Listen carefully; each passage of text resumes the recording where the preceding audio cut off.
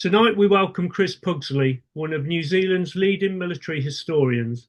A former infantry officer in the New Zealand Army, he was a senior lecturer in war studies at the Royal Military Academy Sandhurst for 12 years before returning to New Zealand in 2012.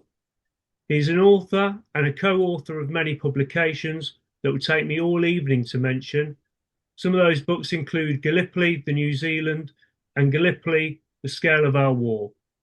Chris has also curated exhibitions for New Zealand Army Museum, Archives New Zealand, the Auckland War Memorial Museum, and New England Regional Art Museum. Chris's talk this evening is called Filming the Austro-Hungarian Artillery in Gallipoli, 1915-1916. Chris, if you're ready, then please start your talk. Thank you very much. Well, good evening, but in fact, good morning from New Zealand. It's a cold winter's morning and it's been raining, and I understand the weather's very different where you are at present. As you see, Sasha films Gallipoli, and this is the opening slide shows the poster with the 210 millimeter 9-ton howitzer, 4 of which ended up in the Suvla area in November 1915. And the film, taken by Sasha Films, as you'll see in the top right-hand corner, was entitled The Last Days of the Entente in Gallipoli. And as you will see, it's a great Trek film. And let's put it into context. First of all, I would like to acknowledge that the spade work for this was done by Dr. Emery Sorrell. I knew of the poster. My good friend Bill Sellers alerted me to it, but I couldn't find the film. And then I found these 2 papers that showed me the way, and the film itself is on the Turkish Ministry of Culture website, but there are other sources as well, which we'll talk to.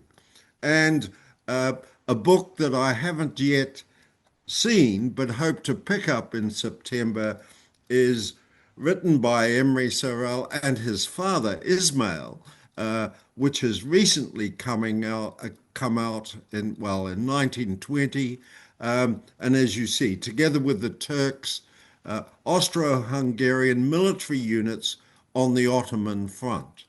And in truth, I never expected to see a film from this source. And let's put it into context. I have been looking at film, and in particular film related to New Zealand, since 1990.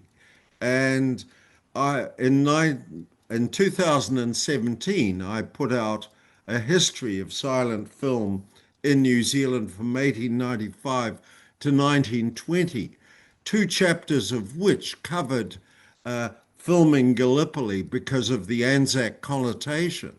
I thought that was the last word, but once you pull on a piece of string, everything unravels. And it's only, I suddenly found that last word was just simply the start. And let's put Sasha's film in context.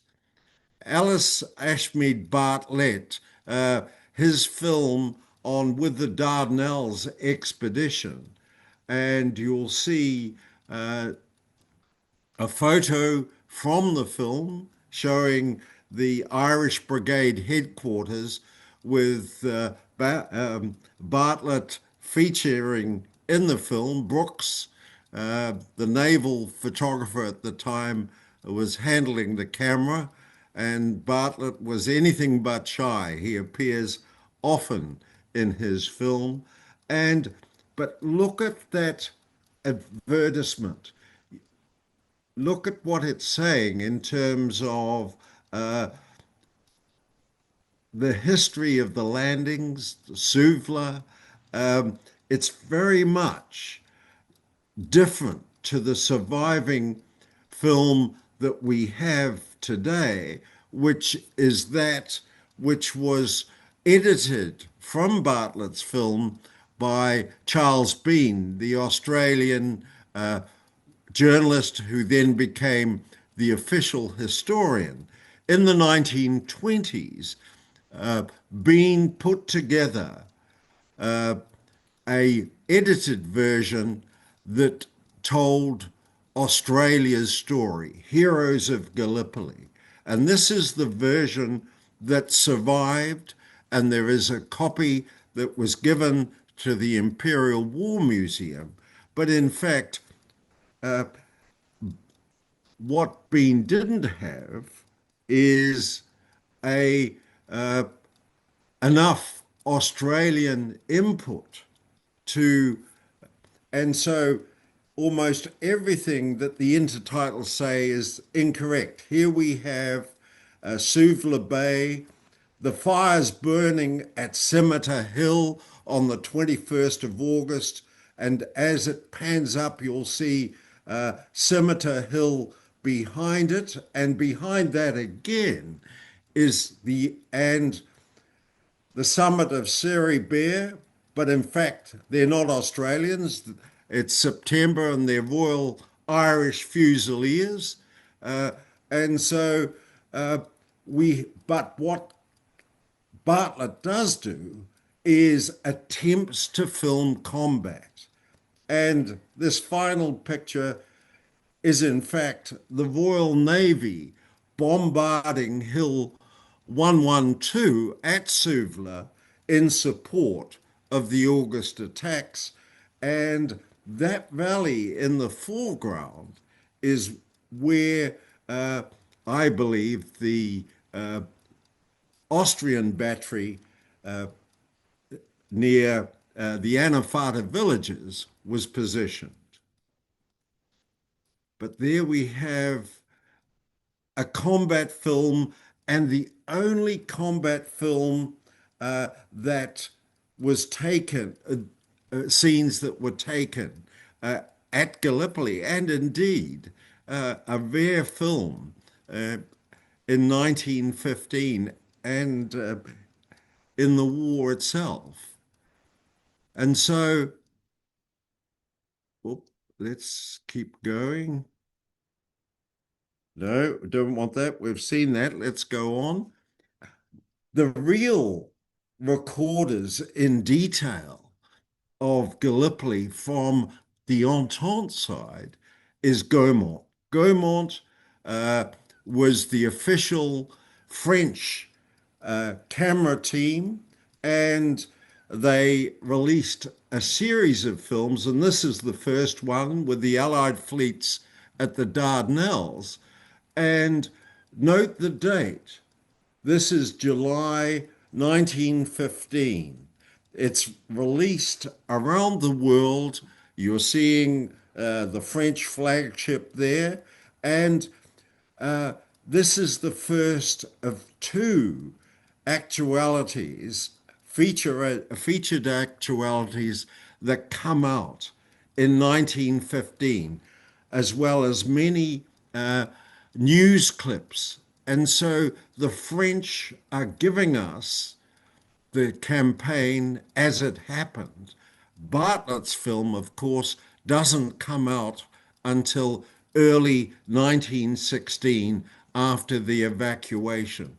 So, and the French, if you go into the Gaumont and the Pathé Gaumont archives, you will find a mass of Gallipoli-related film, which we had forgotten. And when Bartlett's film was really first brought back to our attention with the Great War series, uh, the French achievements were overlooked. And let's have a taste of what the film shows. And here we have V Beach evacuating the wounded after the 8th of May attacks. Look at that scene with Settled Bar Village in the background. And of course, V Beach becomes the French logistic base. But the Gaumont cameramen are not just recording the French. This marvelous clip shows Australians, the first film of Australians on Gallipoli, and sadly, it just closes off before the chap on the far left does a down trowel. But that is preserved on other copies, and I suspect it's the first down trowel, Australian down trowel, shown on film in history, and certainly on Gallipoli. And then let's not have it again, but let's just have a look at the range. And of course, the French titles released in France are very different from those in the English language version. Because if you look closely at the ships, that's a tricolor flying, and the silhouette shows that this isn't the Royal Navy, it's the French Navy at sunset that's being recorded by the Gaumont camera team. And so with that as the context, what do we know about film from the other side? Until recently, very little, although it was hiding in plain sight. It was digitization of the archives that suddenly has revealed to us the riches. We knew that film had been taken, but there didn't appear to be any surviving copies. We have film, German film of the visit of the Kaiser Wilhelm to the Gallipoli Peninsula in 1917. And we had images from the illustrated papers showing film of prisoners in Constantinople. But only now are we starting to see the riches that are to be found in this case, in Turkish and indeed Russian archives. Bulgaria's entry into the war on the 14th of October 1915 allowed for the first time a direct land route from Germany and Austria-Hungary to Turkey. But consider the fact that the Serbs, before they withdrew, destroyed their railway system. Anything had to travel overland and through the rough roads of both the Balkans and indeed Gallipoli itself. And this is one of the great Trek films that has been taken at this time. The first two, Austria-Hungary had agreements to provide artillery to Turkey in 1914, but that was simply impossible. And then in 1915, with Bulgaria's action, it was now possible to explore sending artillery. And the initial really heavy stuff couldn't handle the roads. And so two two initial batteries were sent. A 210 millimeter Howitzer battery, heavy Howitzer battery, which is 24 Havan that you'll see up in the Suvla-Anzac area. And it was sighted in the valley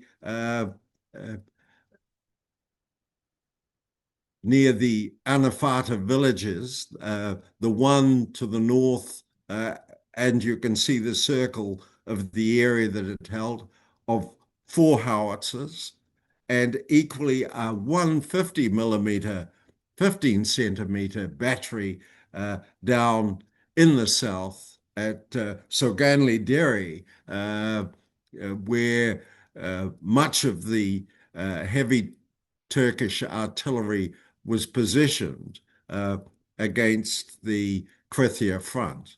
And you'll see the details here. Between mid-November and early December. And they have an immediate impact because Godley, in writing to a member of parliament in New Zealand, spoke of the impact of 100, as he termed it, 100 8-inch shells coming in at an angle of 85 degrees and destroying his artillery headquarters, killing 7 and wounded 7. And we have other accounts, particularly if you pick up Bob Lemke's Great War Forum thread, where you see the various accounts that were fed into him in his query about these 2 batteries. And so the big stuff, number 9 battery was in position first in the Suvla area, followed late December by number 36 battery. And so what we now know is that there was the official camera team moving with number 36 battery. And that film that was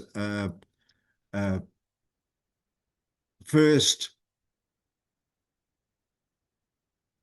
premiered on in March 1916, at that stage was approximately an hour long. And the film director acted as MC. And here's the big beast, 9 tons, motorized, 1915, totally motorized, had to be disassembled into 4 parts with its own crane to lift it all together, developed by Ferdinand Porsche. This was first developed in 1898, and it was the first in the line of superb Skoda howitzers. And it's the howitzer, the 150 millimeter howitzer, as you see there, is also a big beast, some 3 tons, also had to be disassembled into parts to travel. And if you can imagine taking 4 of these guns in each battery from Austria-Hungary across the Balkans, down the Gallipoli Peninsula. It's one of the great Trek films. And the man behind the filming is Sasha Kolorat-Krakowski. He's the chap behind the wheel, very big, or corpulent man, but from the beginning, keen on technology, a very early pilot, one of the first licenses in Austria, keen on motorcycles and racing cars, and is from a family that owns one of the largest estates in Bohemia, lots of money, on the board of key companies, and has the time and the money to dabble in developing racing cars.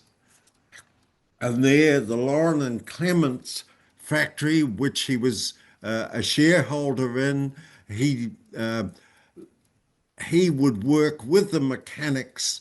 He worked with Ferdinand Porsche in developing a light racing car which would compensate for his bulk, and then got interested in film and started one of the first film companies in Austria, Sasha Films, Sasha being his nickname.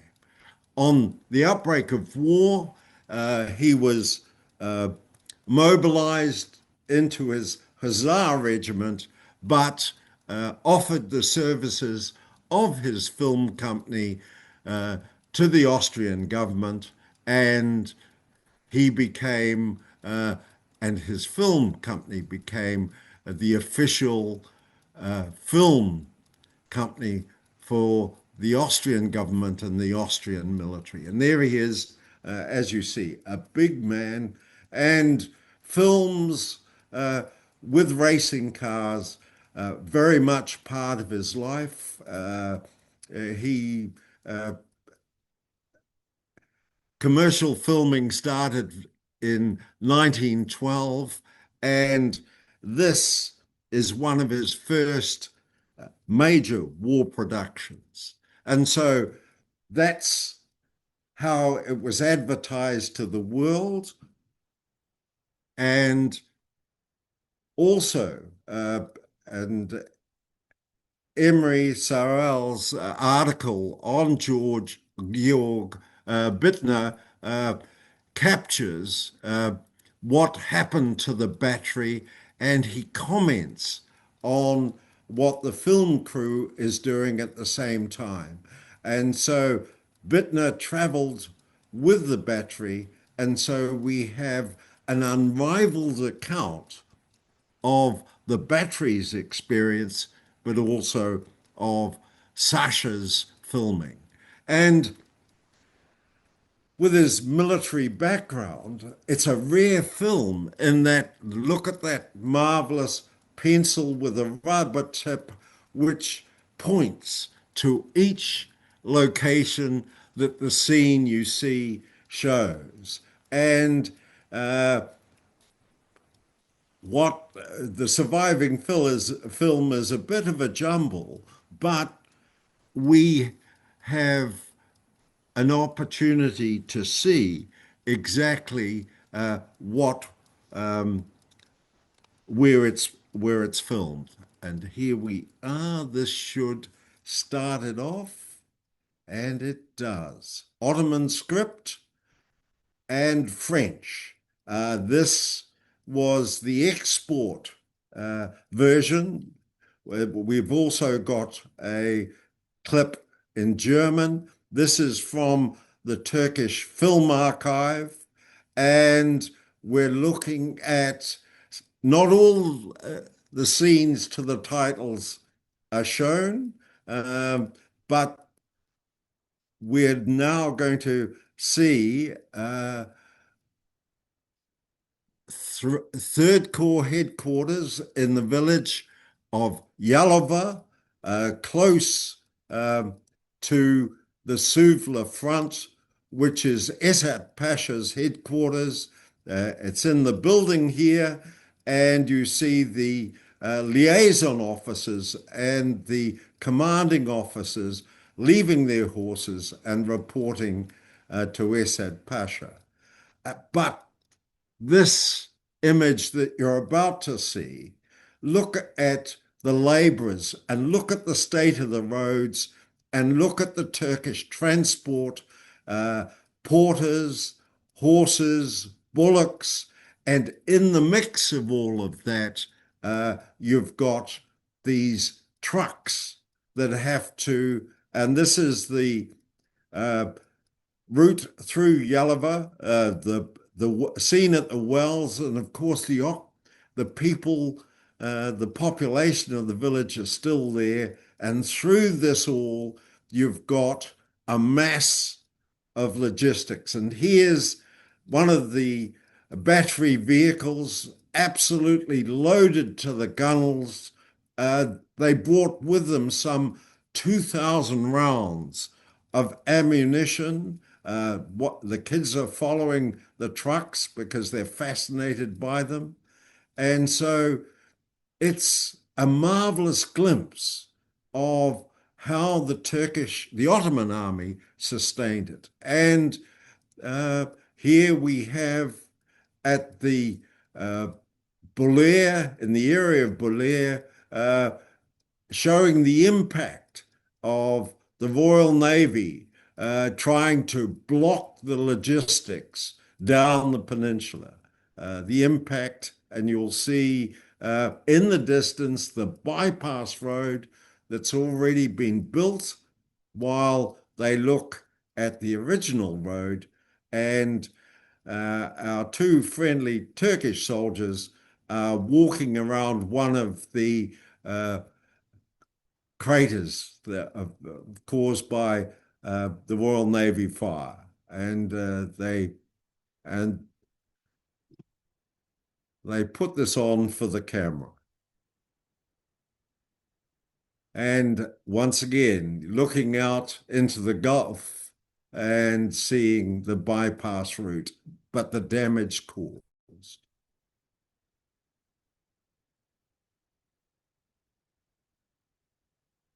And of course, they're also looking at, you've got at Tenedos, you've got Samson's Royal Naval Air Service, 3 Squadron, and you've also got the French Squadron, which are both directing naval gunfire and also dropping bombs. Showing Gallipoli, the provincial capital at the time and the headquarters of the army, and a scene that then doesn't come. But then after the evacuation, we have Enver Pasha visiting and that's him, he's just passed, and looking at, and this is W Beach, and there is 8th Corps headquarters where those chaps, you can see the dugouts below where those chaps are walking as Lehman von Sanders explains the ground. And there's Lehman von Sanders on the left talking to Pasha in front of him. And Pasha is a keen cinema buff. And we'll talk to him and what he does a little bit later. But here is the Turkish High Command reveling in the fact that the Entente has withdrawn and they've won.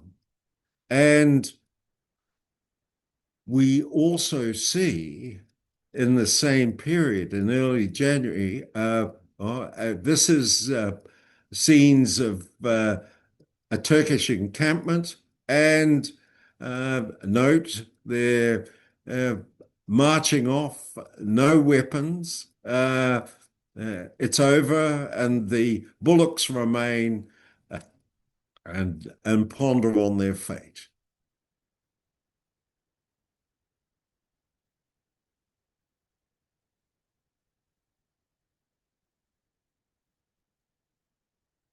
And that was it, the bivouac behind the front.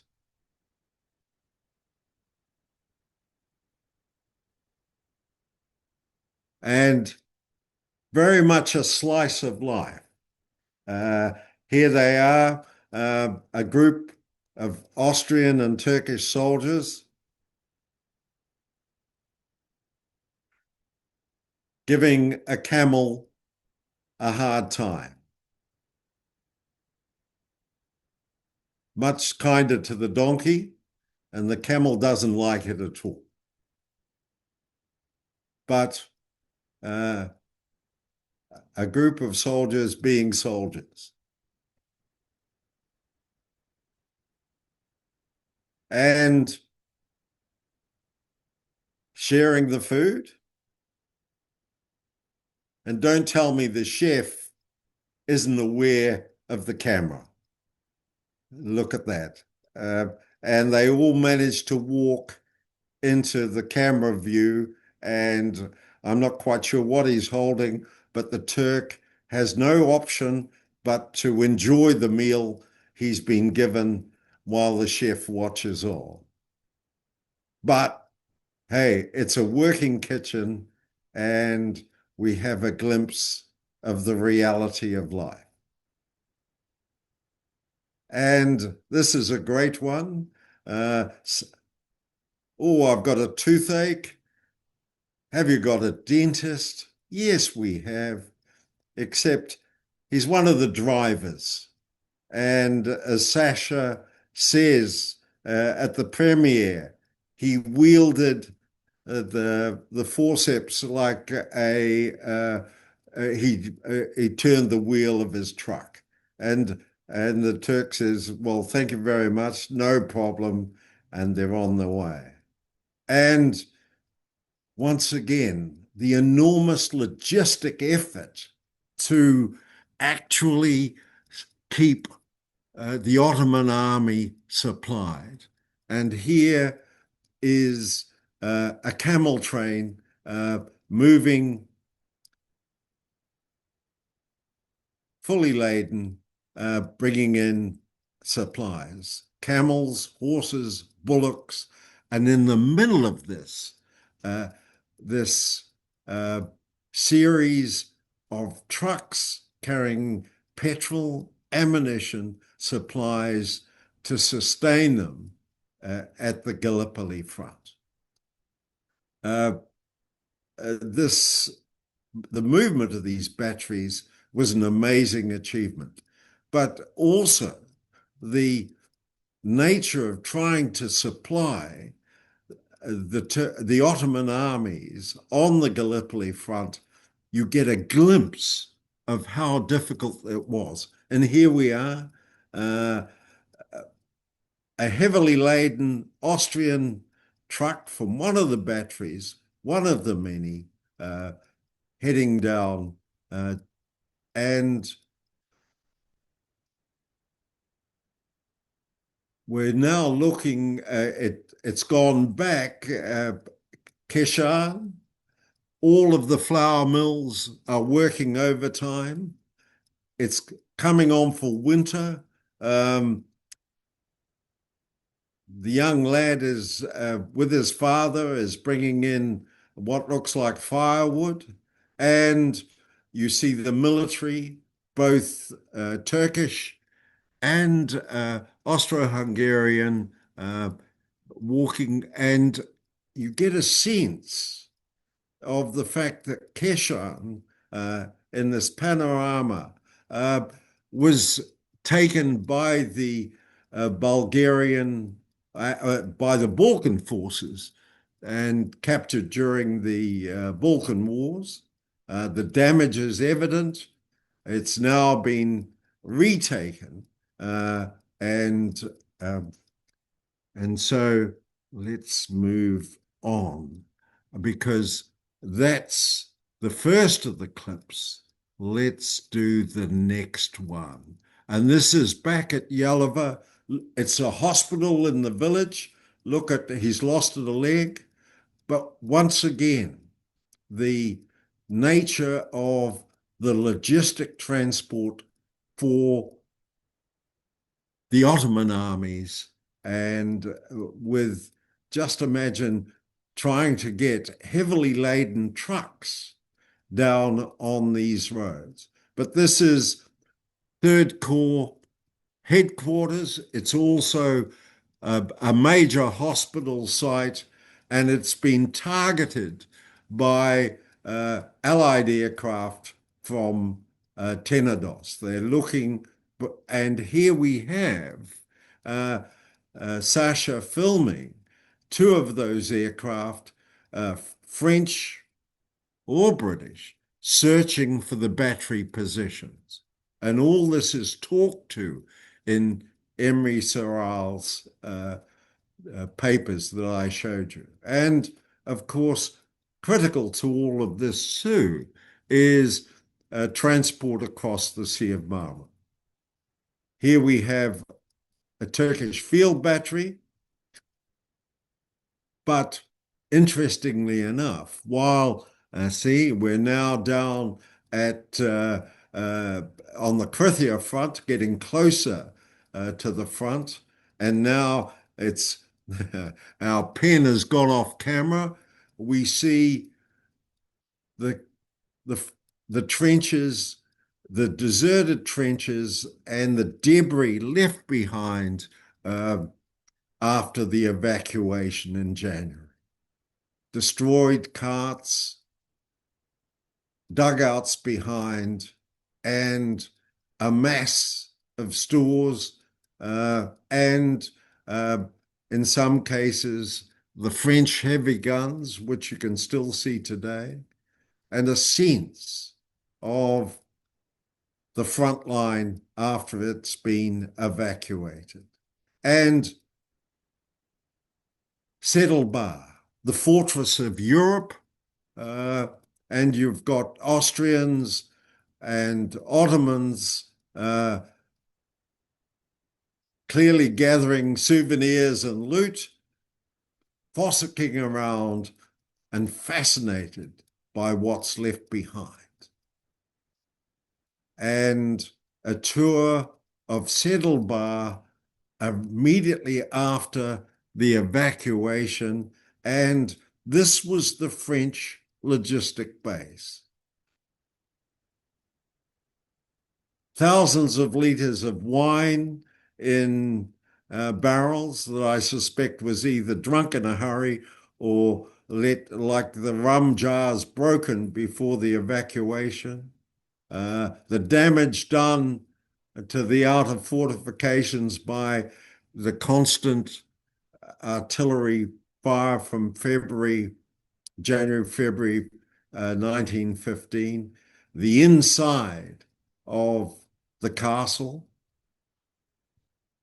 and a sense, and the rear entrance near the village, excuse me.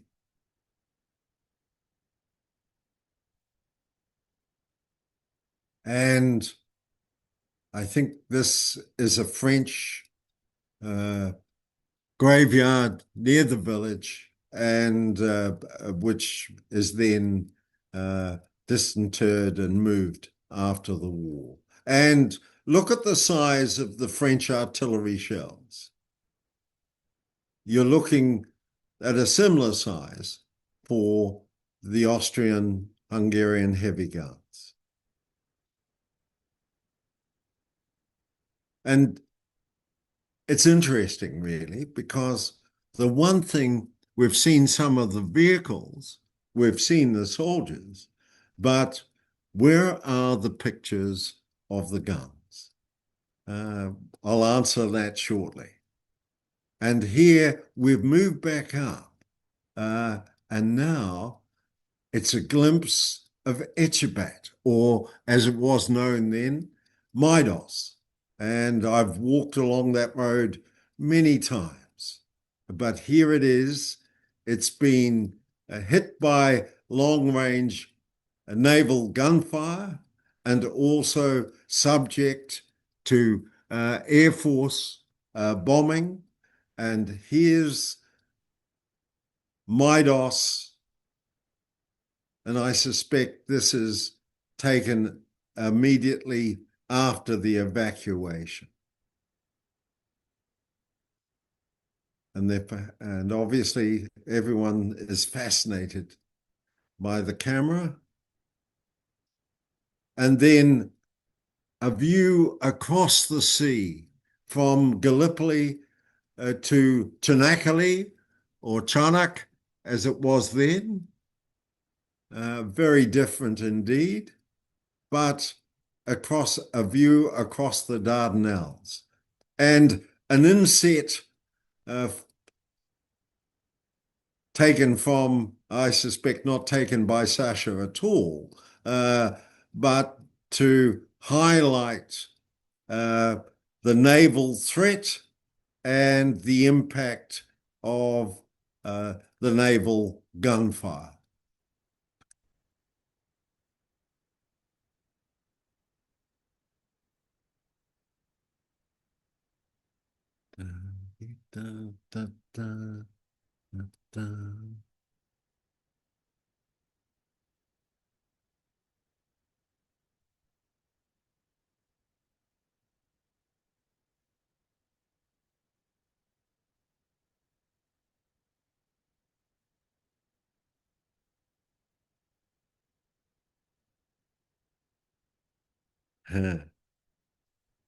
Always interesting.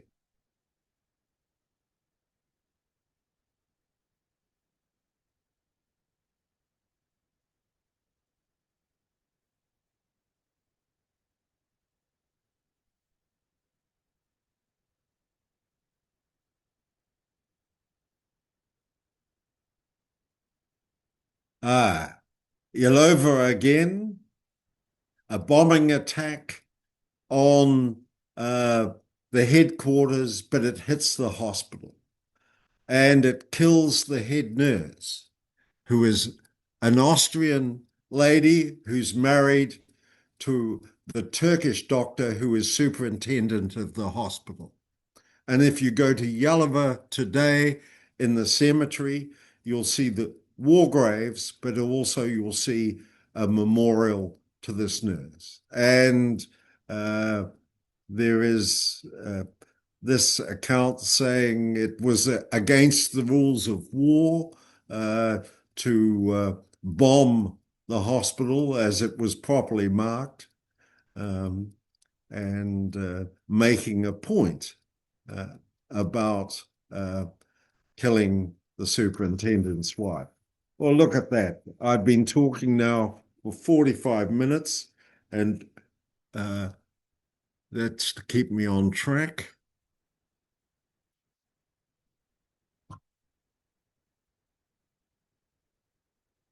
And let's move on. And we won't, we've seen that. But you notice that the intertitles have changed to German, and this is from, you'll notice, a Russian source, an amazing source of Turkish film from the First World War. And this is the one that fascinates me because it's taken at Anzac. And there's an Austrian and a Turkish Ottoman officer in one of the craters, damaged by one of the heavy guns, one of the four guns, and just it's broken open into the shallow trenches and tunnels, but look at the depth of material as it pans up. You know, your meter of overhead cover doesn't do anything against one of these heavy shells. But look at the state of the trenches, and this, in fact, is a Turkish trench. And this is the most exciting part of all. He's standing at Quinn's Post on the front line, and his counterpart 6 meters away is standing on the Turkish trench. And in the background, you can see Russell's top. And as it pans up here, you'll see how where he's walking is the normal distance, a little bit further to the south. And the impact on a sniper's plate of repeated sniper fire trying to getting through the gap.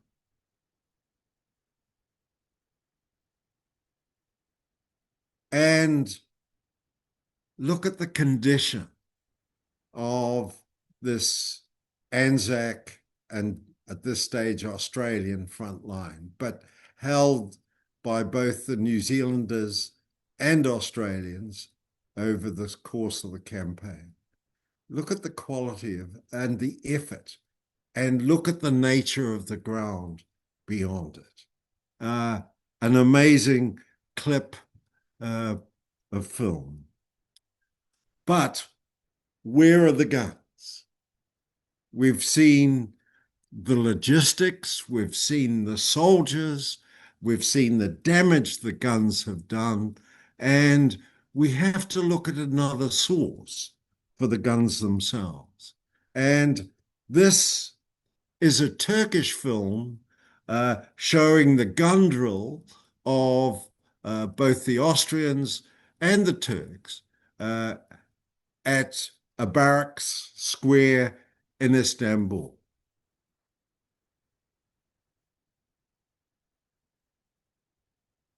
And look at the size of the beast and the weight of the shell.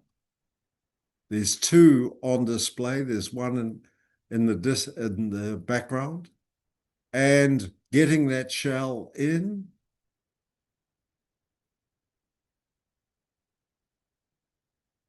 And here's the 15 centimeter, and it's a combined Ottoman and Austrian-Hungary Hungarian gun team.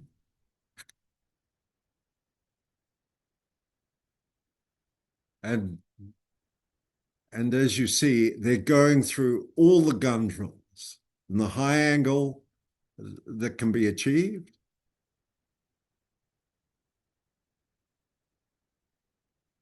And so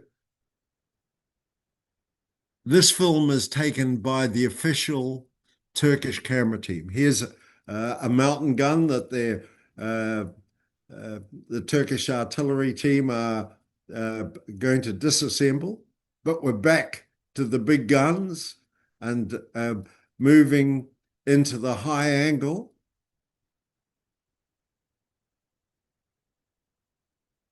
While the chap sets the fuse.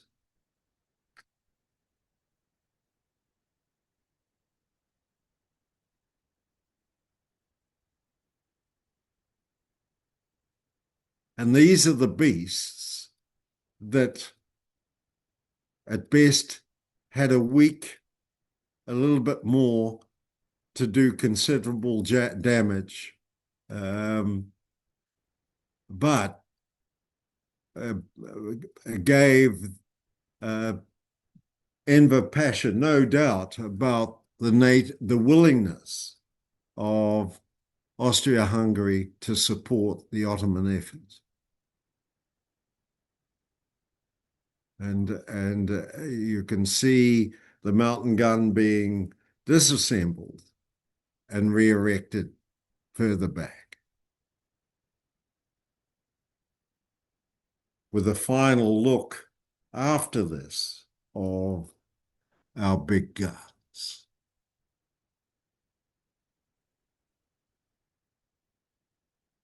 Boom, boom, boom, boom, boom, boom.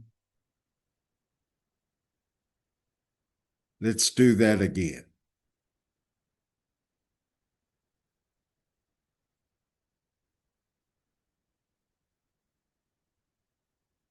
Let's see if it fits this time, and it does.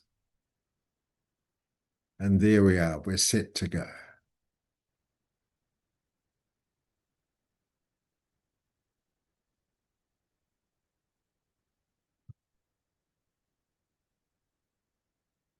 And so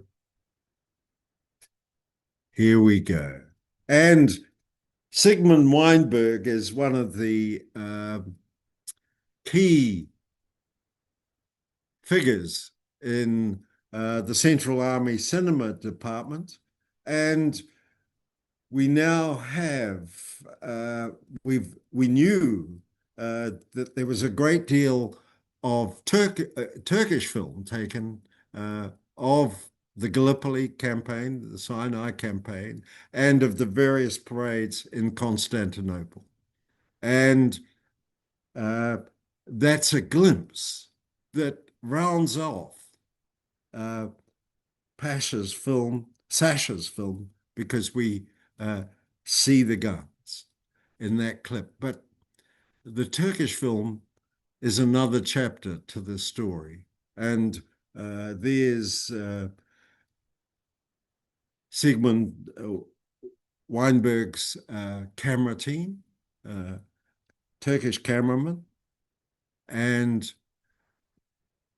let's look back at what we've seen, a glimpse of the other side, balancing out what we always thought was the only film taken of the Gallipoli campaign, which is far more extensive on the French side than we ever contemplated. And now, thanks to the likes of Emery Sorel and his father and the work they've done, uh, Bill Sellers, who alerted me to this film, Aaron Fox, Bob Lemke, and others, we realized that there is much more to be seen, and we've got to look through the gloss of the intertitles and look at the ground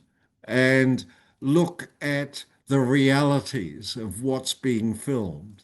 Because no matter what the scriptwriter says, it's the film itself that's important. And too often we see it used as wallpaper rather than as for the historical detail it carries.